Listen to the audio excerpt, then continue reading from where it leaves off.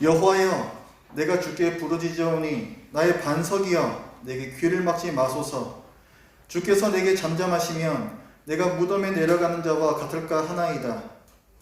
내가 주의 지성소를 향하여 나의 손을 들고 주께 부르짖을 때에 나의 간구하는 소리를 들으소서. 악인과 악을 행하는 자들과 함께 나를 끌어내지 마옵소서.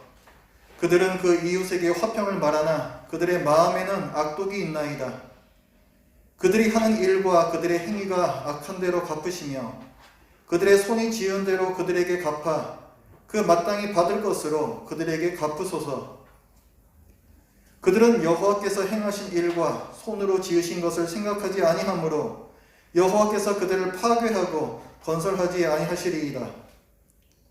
여호와를 찬송하며 내 간구하는 소리를 들으심이로다. 여호와는 나의 힘과 나의 방패이시니 내 마음이 그를 의지하여 도움을 얻었도다. 그러므로 내 마음이 크게 기뻐하여 내 노래로 그를 찬송하리로다. 여호와는 그들의 힘이시여 그의 기름 부음 받은 자의 구원의 요새이시로다. 주의 백성을 구원하시며 주의 산업에 복을 주시고 또 그들의 목자가 되시어 영원토록 그들을 인도하소서. 아멘. 지금 읽은 시편 28편은 다윗의 기도입니다. 지금 우리가 이제 읽었는데 시인이 아주 무척이나 답답하고 절망스러운 상황 중에 있습니다. 3절부터의 말씀을 보면 악인들이 나옵니다. 악인들이 악행을 저지른다, 이웃을 해한다. 그러니까 아마도 이 다윗을 해치려 하는 악인들이 있는 것 같아요. 이에 다윗이 위기감을 느끼고 자기를 도와달라고 하나님께 소리를 높여서 기도합니다. 1절과 2절에서 주께 부르짖는다 라는 표현을 반복하고 있죠. 1절에 여호와여 내가 주께 부르짖으오니, 부르짖는다, 크게 목소리를 높여서 기도한다는 것이죠. 2절에서도 내가 주의 지성소를 향하여, 하나님을 향하여 나의 손을 들고, 부르짖는 것으로도 모자라서 나의 손을 들고 주께 부르짖을 때 간절하게 기도하고 있습니다. 다윗은요, 이렇게 열심히 기도를 하면서도 하나님께서 자기 기도를 듣지 않으시는 것 같아서 힘들어합니다. 1절 말씀을 보면 나의 반석이여 내게 귀를 막지 마소서. 자기의 기도를 듣지 않으시는 것 같아 느끼고 있는 거죠. 주께서 내게 잠잠하시면 내가 무덤에 내려가는 자와 같을까 하나이다. 주께서 입을 열지도 않으세요. 2절에서는 내가 주의 지성을 향하여 나의 손을 들고 주께 부르짖을 때에 나의 간구하는 소리를 들으소서, 들어달라고, 귀를 막지 말아달라고 호소하고 있습니다. 힘든 상황 중에서 내게서 멀리 계신, 숨어버리신 하나님을 경험하고 있는 거죠. 다윗은 하나님의 도우심을 확신할 수 없어서 절망스럽고 두려워합니다. 그런데 이 힘들고 절망스러운 분위기가 갑자기 180도 바뀝니다. 하나님께 도와달라고 소리 높여서 부르짖던 간구가 하나님을 크게 기뻐하는 찬송으로 바뀝니다. 6절의 말씀입니다. 여호와를 찬송하며 내 간구하는 소리를 들으심이로다. 여호와는 나의 힘과 나의 방패이시니 내 마음이 그를 의지하여 도움을 얻었도다. 그러므로 내 마음이 크게 기뻐하며 내 노래로 그를 찬송하리로다. 간절한 기도가 나왔던 그의 입술에서 이제는 기쁨의 찬송이 나오고 있습니다. 하나님께서 다윗을 어려운 상황 가운데에서 구원해 주신 걸까요? 아닙니다. 아직 상황이 바뀐 것은 전혀 없어요. 7절 말씀을 보면 여호와는 나의 힘과 나의 방패이시니 내 마음이 그를 의지하여 도움을 얻었도다. 그러므로 내 마음이 크게 기뻐하며 내 노래로 그를 찬송하리로다. 내 마음이 반복하고 있죠. 아까의 절망스러웠고 두려웠던 그 마음이 바뀌었어요. 상황이 아니라 마음이 바뀌었습니다.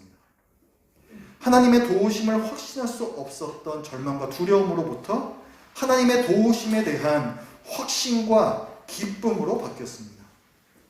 시인의 마음이 이렇게 바뀌게 된 계기는 무엇일까요?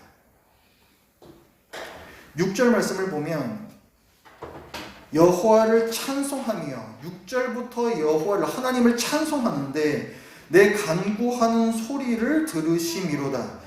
여호와께서 내 간구의 기도를 들으셨기 때문이다. 이렇게 밝히고 있습니다. 내게 귀를 막고 계신 것 같았던 하나님께서 내 기도를 들으셨다 라고 말하고 있어요. 그걸 어떻게 할 수 있을까요? 하나님은 우리 눈에 보이는 분도 아니신데 하나님께서 내 기도를 들으셨는지 그걸 어떻게 합니까? 다윗은 이 확신을 어디에서 얻은 걸까요?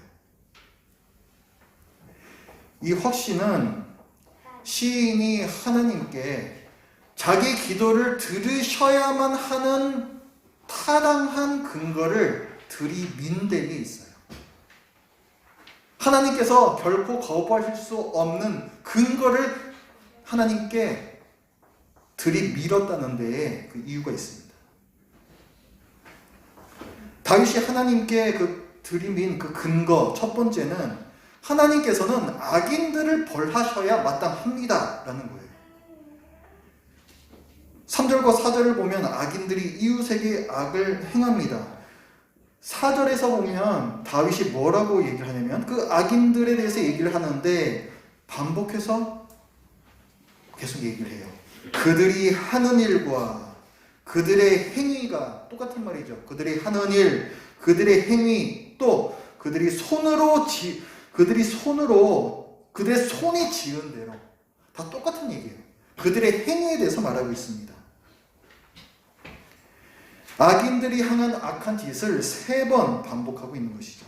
그리고 또 그 4절에서 그 악인의 잘못에 대해서 철저하게 갚아달라는 표현도 3번 반복을 합니다. 4절 말씀에 그들의 하는 일과 그들의 행위가 악한 대로 갚으시며 그들의 손이 지은 대로 그들에게 갚아 그 마땅히 받을 것을 그들에게 갚으소서. 갚는데 어떻게 갚는가? 그 마땅히 받을 것으로 그들에게 갚으소서 얘기합니다. 그들이 지은 죄에 맞게끔 당연히 받아야 할 벌을 받게끔 해달라 호소하고 있어요. 그러니까 지금 다윗은 하나님의 성품에 호소하고 있습니다.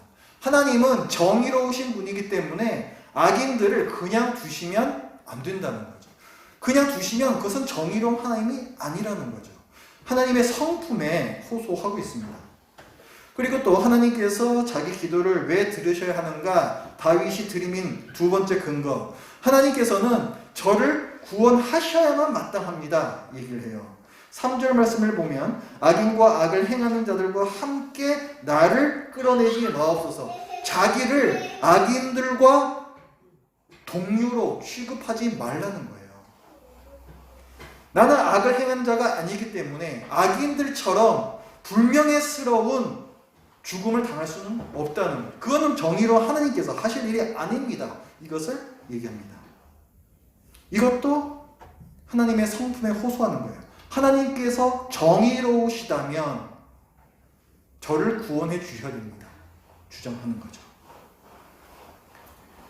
하나님께서 다윗의 기도를 들으셔야 하는 근거 3번째는 하나님께서 당신의 백성을 구원하셔야 마땅하다는 점이에요.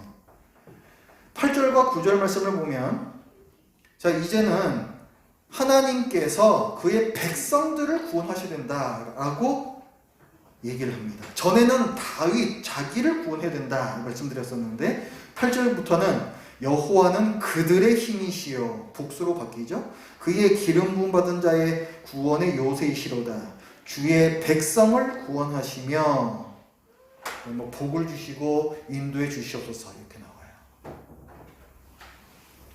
그 8절을 시작을 할 때에 여호와는 이렇게 시작합니다. 여호와라는 이름은요 하나님께서 그의 백성에게 친히 하나님께서 먼저 알려주신 이름이에요. 사람이 갖다 붙인 이름이 아닙니다. 하나님께서 모세를 불타는 떨기나무 가운데서 만나주시는 대목이 있죠. 이스라엘 백성이 이집트에서 많은 고초를 겪고 있었습니다. 그 호소를 하나님께서 들으시고 그들을 기억하사 고난받고 있는 그들을 구원하시기 위해 모세를 부르십니다.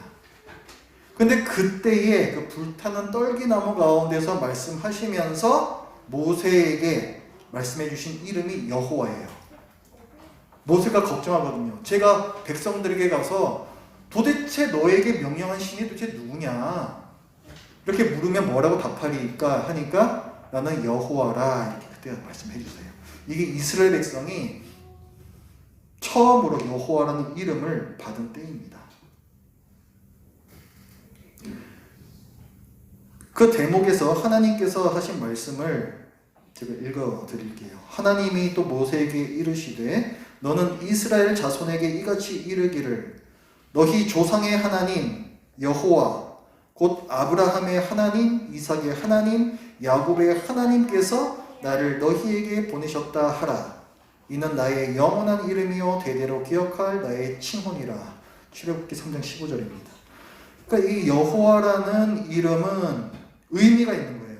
나는 너희를 백성 삼은 왕이다 라는 거예요. 나는 너희를 보호하고 인도하고 위기로부터 구원해주는 왕이다. 이런 의미가 져 있습니다. 그리고 여호와는 아브라함의 하나님, 이삭의 하나님, 야곱의 하나님이라고 말씀하세요.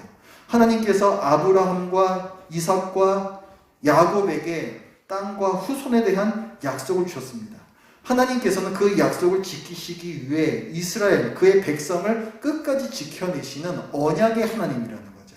그러니까 여호와라는 이름은 언약의 하나님이라는 뜻입니다. 언약의 하나님. 그의 백성과 언약을 맺으신 하나님.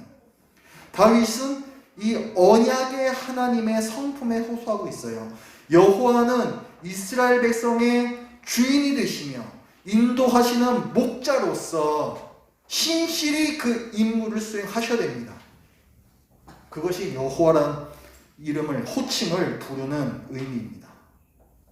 하나님께서는 악인들에게서 당신의 백성을 반드시 구원해 내셔야 한다는 거죠. 자, 어떻습니까? 시인이 하나님께 자기 기도를 들어주셔야 된다라고 뭔가 들이밀었는데 그게 다 공통점이 있죠. 하나님의 성품에 호소하는 거예요. 하나님의 성품에. 하나님께서 공의로우시니 악인을 벌하시고 저를 구원해 주셔야 됩니다. 하나님은 신실하시니 백성에 대해 언약을 지키셔야 합니다. 하나님의 성품에 호소하고 있습니다. 이것은 매우 강력한 요청입니다. 왜냐하면 하나님은 한결같으셔서 결코 자기를 부인하실 수 없기 때문입니다.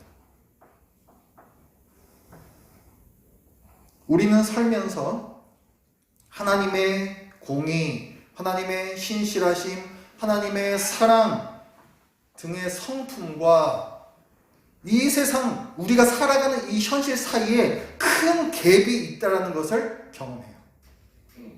하나님이 계시다면 어떻게 이 세상이 이럴 수가 있는가? 하나님이 계시다면 어떻게 이런 일이 나한테 일어날 수가 있는가? 큰 갭을 경험합니다. 그런데 이 갭을 느낄 때 우리는 하나님의 요청을, 하나님의 개입을 요청할 수 있는 기도를 올릴 이유를 발견하는 거예요. 그러니까 우리가 느끼는 이 큰 갭이야말로 우리로 하여금 기도하게끔 하는 기도의 연료입니다. 이 세상에서 하나님의 성품이 결코 경멸당해서는 안 돼요. 악인들이 하나님을 우습게 보고 악을 행하고 있습니다. 그게 도대체 말이 됩니까? 하나님의 어떠하심이 경멸당해서는 안 된다는 거죠. 그게 오늘 5절의 말씀이에요. 그들은, 악인들은 여호와께서 행하신 일과 손으로 지으신 것을 생각하지 아니하므로. 그러면서 어떻게 해요? 4절을 보면은 자기 멋대로 한대요. 그들이 하는 일과 그들의 행위가 악한 대로 갚으시며 그들의 손이 지은 대로 자기 멋대로 하나님을 경멸하면서. 그 시인은 지금 자기의 어려움에 대해서 호소를 하지만 사실은 이것이 개인적인 고통을 놓고 기도하는 게 아닙니다. 시인은 개인적인 복수심이 아니라 하나님의 어떠하심이 경멸당하는 데 대한 의로운 분노를 드러내고 있어요. 또 시인은 하나님의 어떠하심이 이 세상에 드러나지 않는 그 갭 때문에 거기서 당황스러워하고 의분을 느끼며 열렬히 기도하고 있습니다. 우리도 그렇게 해야 돼요. 억울한 고난 중에 하나님께 도우심을 구하는 것은요, 하나님을 믿음에서 나오는 행위입니다. 어떤 믿음이에요?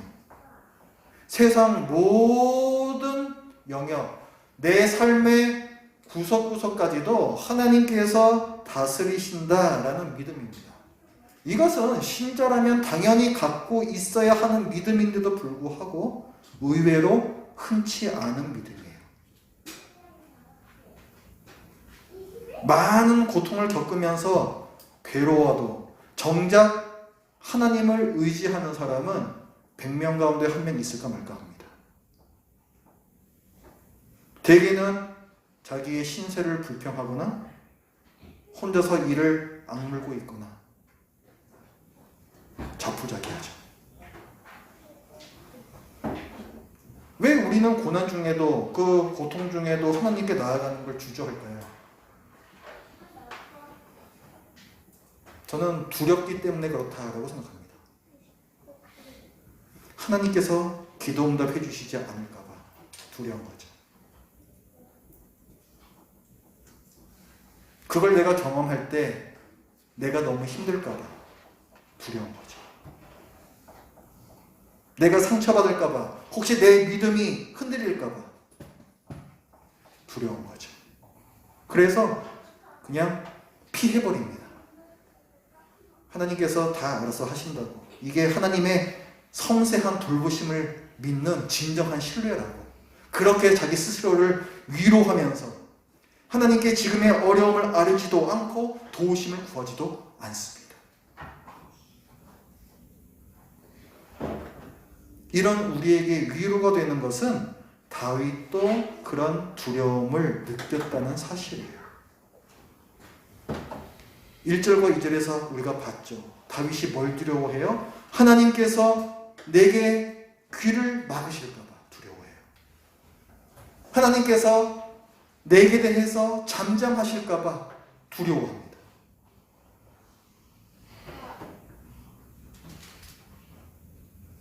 하나님께서 귀를 막고 입을 다무신 것 같을 때 우리는 정말 괴롭죠.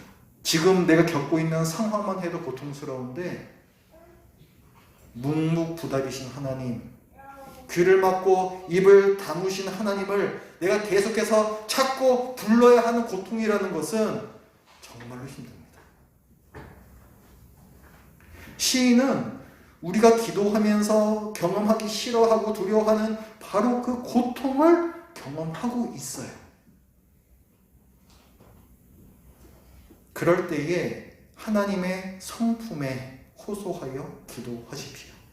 여러분 마음 가운데에 응답하시지 않을 것 같은 하나님에 대한 그 두려움이 있을 때에 하나님의 성품을 붙잡으십시오. 하나님의 많은 성품들 중에서 특히 하나님의 사랑을 확신하며 기도하십시오. 다윗은 주 여호와께 기도하잖아요. 왕이신 하나님께 기도합니다. 그런데 우리는 누구한테 기도해요? 아버지 하나님께 기도합니다. 사도 바울이 얘기해요. 로마서 8장 15절. 너희는 다시 무서워하는 종의 영을 받지 아니하고 양자의 영을 받았으므로 우리가 아빠 아버지라고 부르짖느니라. 다윗은 왕이신 하나님께 부르짖어 기도했지만 우리는 아버지 되시는 하나님께 부르짖어 기도합니다. 신자는 아버지의 사랑을 받는 사람들이에요. 예수님께서 말씀하셨습니다. 요한복음 16장 27절. 이는 너희가 사랑하고 또 내가 하나님께로부터 온 줄 믿었으므로. 여기서 너희가 누구겠습니까? 예수님을 사랑하고 예수님이 하나님께로부터 온 줄을 믿는 자들. 이게 누구예요? 신자들이잖아요. 아버지께서 친히 너희를 사랑하시니라. 이렇게 말씀합니다. 하나님께서는 주 예수 그리스도를 믿는 자들을 친히 사랑하십니다. 그냥 사랑하심도 아니고 친히 사랑하십니다. 얼마나 큰 사랑입니까? 아버지는 자녀들의 기도에 응답하기에 인색하지 않습니다. 예수님께서 말씀하세요. 너희 중에 누가 아들이 떡을 달라고 하는데 돌을 주는 자가 있으냐? 생선을 달라 하면 뱀을 줄 사람이 있겠느냐? 너희가 악한 자라도 좋은 것으로 자식에게 줄 줄 알거든. 하물며 악한 아버지라도 자기 자식한테는 잘 해주는데 하물며 하늘에 계신 너희 아버지께서 구하는 자에게 좋은 것으로 주시지 않겠느냐. 그런데 어때요? 우리가 경험해보면, 우리가 그렇게 기도를 해보면 어떻습니까? 하나님께서 그렇게 잘 들어주시나요? 내가 원하는 대로 하나님께서 잘 들어주십니까?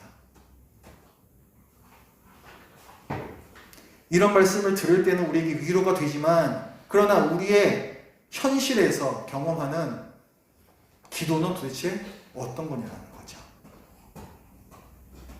우리는 해결되지 않는 문제를 놓고 언제까지 기도해야 되겠습니까?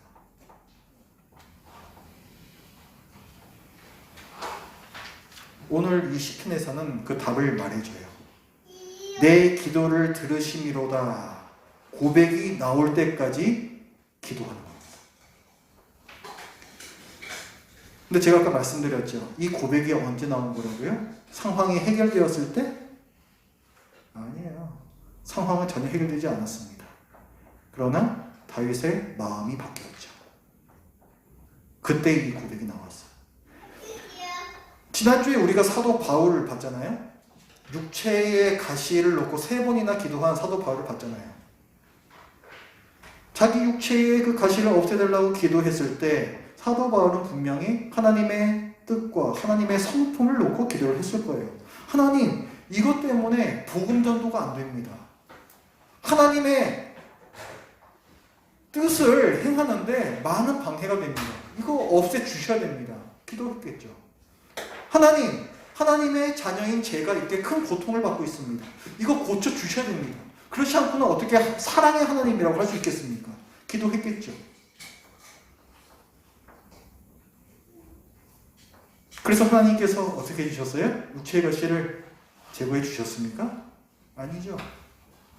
오히려 하나님께서는 바울이 고통스러워하고 있는 가시를 제거하지 않으심으로써 사도 바울이 교만해지지 않게끔 사실은 더 고차원적인 아버지의 사랑을 행하셨습니다.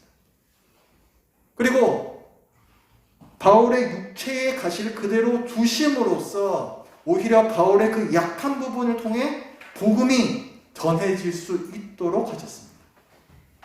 하나님의 성품과 하나님의 뜻, 그 무엇 하나도 어긋남이 없었다는 거예요.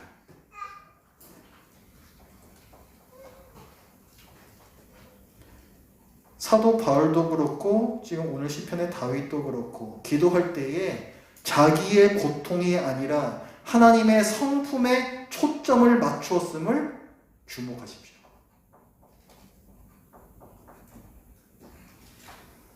그때에 그들의 기도가 능력이 있어 하나님께서 그 기도를 들으십니다.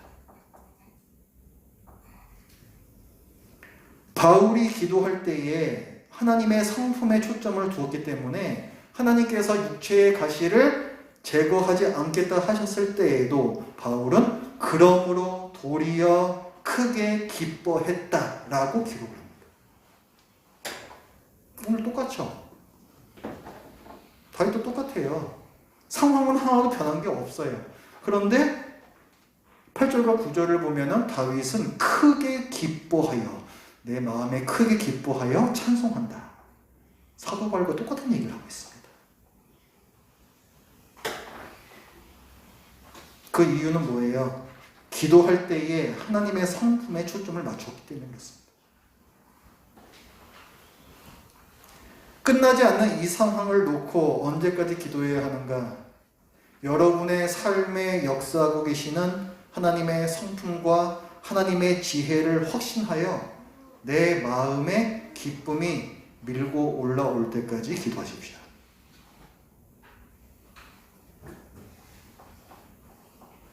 고통이 해결되지 않고 기도 응답이 되지 않는 것 같을 때 하나님께서는 공의를 포기하지도 않으셨고 사랑을 포기하지도 않으셨다라는 사실을 기억하십시오. 오히려 고난은, 여러분이 겪고 계신 고난은 하나님께서 놀라운 지혜로 여러분의 삶에서 일하고 계심을 입증합니다. 내 기도를 들으심이로다. 이 확신과 기쁨의 고백이 우리의 고백이 되도록 늘 기도 응답받는 우리 모두가 되기를 바랍니다. 기도하겠습니다. 하나님 아버지, 다윗의 기도를 통해서 저희들의 기도는 어떠해야 함을 알려주시니 감사합니다. 저희가 하나님께 기도할 때 그 기도의 초점은 과연 어디에 있었는지 오늘 주님의 말씀을 통해 반성하고 또 회개합니다. 그 기도의 중심에 저 자신이 있었고 하나님을 마치 저의 하수인 양, 사실은 그렇게 생각했던 저희들의 잘못을 용서하여 주시옵소서. 변치 않으신 하나님의 성품을 저희들이 기억하며 또 저희들이 기도할 때에 저희들이 늘 기도 응답 받을 수 있음을 저희들이 깨달았사오니 하나님 아버지 그 큰 믿음과 이 능력의 기도가 우리의 삶에 늘 있도록 하여 주시옵소서. 예수님의 이름으로 기도드립니다. 아멘.